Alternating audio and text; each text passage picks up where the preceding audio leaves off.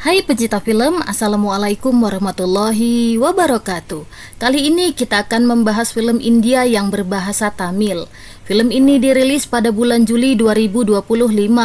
Film ini merupakan film drama trailer yang dibintangi oleh Fahad Fasil yang berperan sebagai Daya dan Fadi Velu yang berperan sebagai Velan. Cerita diawali oleh Daya, pencuri klasteri yang baru keluar dari penjara. Belum tahu kemana ia akan pergi, akhirnya Daya mencuri sepeda motor di sebuah bioskop. Perjalanan dimulai di malam hari ketika ia mengendarai sepeda motor dan berhenti di sebuah rumah besar di daerah Kanyakumari. Daya berniat untuk melakukan pencurian di rumah itu, namun ia malah bertemu dengan Velan, seorang laki-laki tua yang mengaku menderita penyakit Alzheimer. Ia mengaku bahwa ia dirantai oleh anaknya karena sering lupa jalan pulang. Ia berjanji memberikan Rp25.000 jika Daya membantunya untuk melepaskannya. Daya yang di saat itu tidak memiliki penghasilan akhirnya setuju dan menolongnya. Namun tidak disangka kejadian itu membawa Daya ikut terseret dalam sebuah kasus pembunuhan berantai yang sangat rumit. Bagaimana kisah selanjutnya? Tidak menunggu waktu yang lama, inilah Marisan.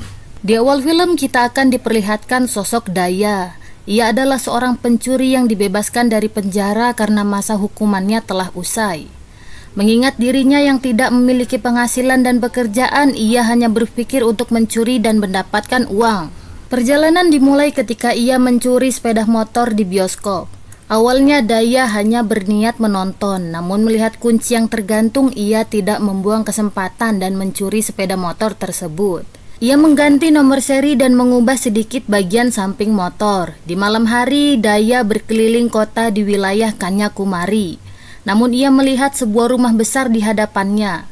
Daya berniat akan mencuri dan berharap mendapatkan beberapa uang.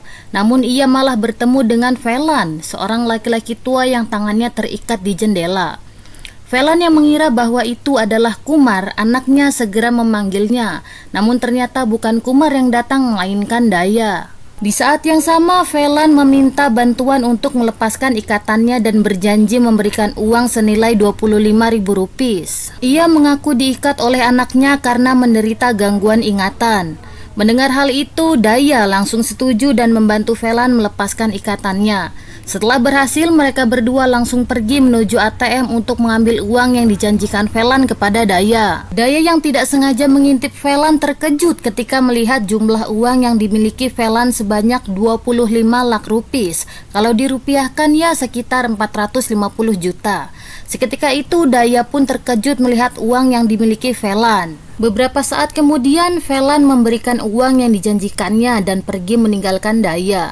Namun Daya yang memiliki niat buruk tidak membiarkan Velan pergi. Ia mengikuti Velan yang berjalan kaki meninggalkannya. Velan berkata ia akan pergi ke Tiruvannamalai menemui temannya. Seketika itu Daya berkata bahwa ia akan pergi ke tempat yang sama. Tapi Velan langsung menolak dan meminta diantar sampai halte. Sesampainya di halte, Velan meminta uang kepada Daya dan duduk di warung kecil. Daya yang melihat Velan tetap berusaha agar ia bisa pergi bersama Velan. Awalnya Velan menolak tawaran Daya, namun karena Daya terus meyakinkan dan sedikit memaksa, akhirnya Velan setuju untuk diantar oleh Daya. Di tengah perjalanan, Daya meminta untuk berhenti karena ia ingin buang air kecil. Namun beberapa saat kemudian Velan memanggil Daya dengan sebutan Kumar dan menamparnya dengan sangat kuat karena merokok di depannya. Ingatan Velan seketika hilang dan menganggap jika Daya adalah Kumar. Daya yang terlihat bingung hanya bisa terdiam dan sedikit kesal, namun mereka tetap melanjutkan perjalanan. Velan berkata bahwa ia ingin pergi ke Palakkad. Mendengar perkataan Velan, Daya langsung bersemangat dan berkata bahwa mereka membutuhkan uang untuk membeli bensin dan memesan kamar. Tidak berapa lama akhirnya mereka bertemu mesin ATM yang tidak jauh dari lokasi mereka. Velan yang masih mengira bahwa Daya adalah Kumar dengan cepat memberikan ATM-nya kepada Daya. Namun Daya bingung karena ia tidak mengetahui PIN dari ATM tersebut.